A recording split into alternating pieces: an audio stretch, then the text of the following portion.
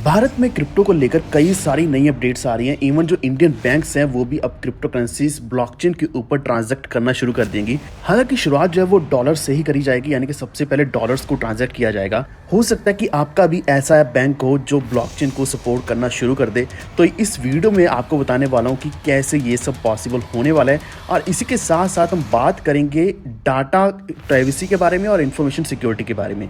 यानी कि अगर आप एक फॉरेन एक्सचेंज यूज़ करते हैं, फॉर एग्जांपल अगर आप बाइनेंस यूज़ करते हैं, तो क्या उसका डाटा गवर्नमेंट के पास है या नहीं, आपने कितना अमाउंट ट्रेड किया, कितना आपने पैसा लगाया, कितना कमाया, और आपकी पूरी जानकारी क्या गवर्नमेंट के पास जा रही है या नहीं, ये आपको मैं बताऊंगा इसी वीडियो में। तो वीडियो आपके लिए इंपॉर्टेंट होने वाला है अगर आप भी क्रिप्टो करेंसी अभी ट्रेड करते हैं और एक्सचेंजेस को यूज़ करते हैं जिसमें इंडियन और फॉरेन एक्सचेंजेस दोनों आती हैं।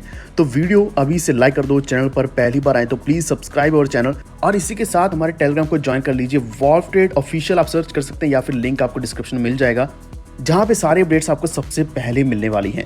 तो सबसे पहले अगर मैं मोस्ट इंपॉर्टेंट चीज़ की बात करूँ तो वो मैं बाइनेंस का ही आपको बता देता हूँ कि बाइनेंस ने अभी ISO 27001 जो कि इंफॉर्मेशन सिक्योरिटी सर्टिफिकेट होता है, और दूसरा है ISO 27701 डाटा प्राइवेसी का सर्टिफिकेट। ये दोनों सर्टिफिकेट्स उनको मिल गए हैं फ्रांस में, UAE में और बहरीन में। अभी ऐसा मान लो कि UAE बहरीन में अगर मिल गए हैं तो भारत कोई बहुत ज़्यादा दूर नहीं है, हो सकता है जल्द ही भारत में भी ऐसा होगा। यानी कि इंडिया में भी अगर इनको इसी तरीके से सर्टिफिकेट मिल जाएंगे तो हमारा पूरा का पूरा डाटा जाएगा बाइनेंस के पास और इन्फॉर्मेशन भी जाएगी। अब यहाँ पे मेरी बात समझो कि मैं ऐसा नहीं कहना चाह रहा कि इन ISO का मतलब ही गलत है। हालांकि इन्फॉर्मेशन सिक्योरिटी का मतलब ये है कि आपकी जो इन्फॉर्मेशन है वो टोटली सिक्योर रहने वाली है अगर वो बाइनेंस के पास है। अगर आप KYC करते हो तो वो KYC का डाटा जो रहेगा वो सिक्योर रहेगा बाइनेंस के पास, तो पूरी सिक्योरिटी रहेगी। इसी के साथ जो दूसरा डाटा प्राइवेसी, यानी कि आपका जो डेटा है उसकी पूरी प्राइवेसी रखी जाएगी। ऐसा नहीं कि आपका डेटा कहीं ना कहीं यूज़ कर लिया जाएगा, लेकिन इसका मतलब ये भी है कि जो एक्सचेंजेस हमारा डेटा कलेक्ट करती हैं अब उनको और भी ज़्यादा राइट मिल जाएगा कि वो हमारे डाटा को, इन्फॉर्मेशन को यूज़ करें, और अगर गवर्नमेंट कभी भी चाहेगी तो वो गवर्नमेंट को वैसे का वैसा प्रेजेंट भी कर सकते हैं। और ये चीज़ जल्दी इंडिया में भी होने वाली है।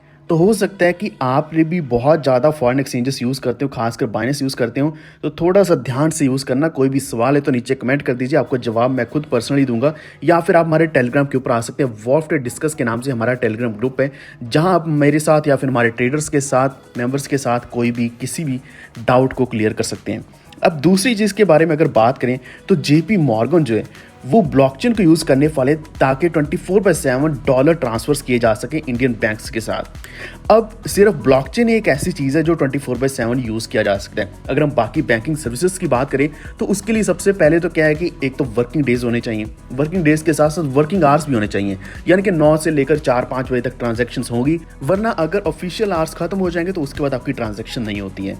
और भी ऐसे कई सारे कंस्ट्रेंट्स रहते हैं। तो ब्लॉकचेन जो है वो 24/7 चलने वाला है। अगर आप डॉलर्स ट्रांजैक्ट करना चाहते हैं, US डॉलर्स को ट्रांजैक्ट करना चाहते हैं, तो JP मॉर्गन ने यहाँ पे अभी ब्लॉकचेन को यूज़ करने का अभी फाइनल किया है कि वो इंडियन बैंक्स के साथ यूज़ करने वाले हैं। और ये ऐसा पहली बार हुआ है, इंडियन बैंक्स के साथ ये डील हुई है।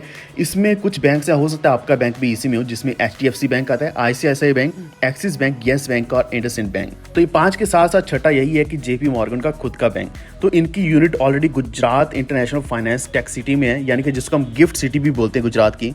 तो अभी ये बैंक्स जो है लगभग सारे प्राइवेट बैंक्स हैं, और ये ब्लॉकचेन के बेनिफिट्स को अभी एक्सप्लोर करने वाले हैं कि इससे क्या क्या फ़ायदे लिए जा सकते हैं। अगर यहाँ से बाहर पैसा भेजना है या बाहर से यहाँ पैसा मंगवाना है, लोएस्ट फीस में अगर पैसा लेना है या देना है, तो वो ब्लॉकचेन के द्वारा ही पॉसिबल होने वाला है। तो सेटलमेंट जो सिस्टम था पहले कुछ अलग ही था, यानी कि वो सेंट्रलाइज था, अभी ब्लॉकचेन के ऊपर होगा, और वो भी 24 आवर्स अ डे। तो ये सबसे बड़ा स्टेप है हमारे इंडिया का। इसका मतलब क्या है? सबसे पहली चीज़ तो ये है कि इंडिया में ब्लॉकचेन को यूज़ तो किया ही जाएगा, इसी के साथ साथ बाकी जो गवर्नमेंट बैंक्स हैं वो भी यूज़ करेंगे, और जो बाकी इंडियन कंपनीज हैं वो भी ब्लॉकचेन को और भी ज़्यादा एक्सप्लोर करेंगे, जिसके साथ साथ इंडिया में क्रिप्टो करेंसीज की अडॉप्शन बढ़ने वाली है। अब एक और सबसे बड़ा बेनिफिट ये मिलने वाला है गिफ्ट सिटी को, यानी कि अभी गुजरात में सिंगापुर और दुबई जैसे ट्रेडिंग सेंटर्स और भी अच्छे तरीके से काम कर पाएंगे आने वाले समय में। अब एक और चीज़ का ध्यान रखें कि JP मॉर्गन ने अपना खुद का ऑनिक्स ब्लॉकचेन प्लेटफॉर्म भी लॉन्च किया था 2020 में, जो कि खासकर होलसेल पेमेंट ट्रांजैक्शंस के लिए ही बनाया गया था। और ये सच में काम भी आया। लगभग $700 बिलियन शॉर्ट टर्म लोन की ट्रांजैक्शंस हो चुकी है आज तक। अब एक मोस्ट इंपॉर्टेंट चीज़ आपको बताने वाला हूँ कि इससे क्या होने वाला है, वो डी डॉलराइजेशन होगी, यानी कि डॉलर्स को यूज़ कम किया जाएगा। आपको एक बात पता होनी चाहिए कि इस वक्त इंडिया की करेंसी लगभग 20-22 देशों में एक्सेप्ट करी जानी शुरू हो जाएगी। इसी के साथ रशिया रूबल की बात करें या फिर चाइना की करेंसी की बात करें, तो ये जो करेंसीज हैं हमारी इंडिया के भी खासकर, वो डोमिनेट करने वाली हैं पूरे वर्ल्ड में। तो डॉलर की यूजेज कम होगी। डॉलर हमारा इंडिया अगर यूज़ नहीं करेगा तो उतनी ही ज़्यादा स्ट्रॉन्ग हमारी इकॉनमी होने वाली है। और ब्लॉकचेन की टेक्नोलॉजी अगर यूज़ करी जाएगी तो डेफिनेटली और भी ज़्यादा स्ट्रॉन्ग हमारी इकॉनमी होगी। इसी के साथ अगर आपको एक और चीज़ बता दूं कि ऐसा नहीं कि इंडिया में क्रिप्टो को लेकर कोई भी स्टेप नहीं उठाया जा रहा है। जो एनफोर्समेंट डायरेक्टरेट है उन्होंने 9 करोड़ का वॉलेट अभी डिटेक्ट किया है। तो मेरा कहने का मतलब ये है कि आप भी अगर ट्रेड करते हैं या फिर किसी भी तरीके से P2P भी करते हैं बाइनेंस के ऊपर, तो आपको पहले भी वार्निंग दी थी कि P2P को वैसे तो बाइनेंस के ऊपर यूज़ मत करो, क्योंकि बाइनेंस हमारी इन्फॉर्मेशन पूरी की पूरी खुद ही दे रहा है हमारे ईडी को यानी कि एनफोर्समेंट डायरेक्टरेट को, या फिर जितनी भी रेगुलेटरी बॉडीज़ हैं इंडिया में। अब ऐसा नहीं कि वो इन्फॉर्मेशन दे रहे हैं तो वो गलत है, लेकिन अगर गलत तरीके से हमारे अकाउंट्स बैन हो रहे हैं तो उस चीज़ से हमने बचना है। लेकिन ओवरऑल मेरा कहने का मतलब ये है कि अभी इंडिया में बहुत ही बड़े बड़े स्टेप्स उठाए जा रहे हैं कि क्रिप्टो करेंसी की अडॉप्शन बढ़ती जा रही है। होपफुली किसी न किसी दिन TDS कम किया जाएगा और इसी के साथ जो 30% का टैक्स है वो भी कम किया जाएगा। आपके क्या मानना है इसके बारे में एक बार नीचे कमेंट करके ज़रूर बताएं। और अगर आपको वीडियो अच्छा लगा है please like and share this video, और इसी के साथ हमारे चैनल को भी सब्सक्राइब करके बेल आइकन दबा लीजिए। ये वीडियो देखने के लिए धन्यवाद।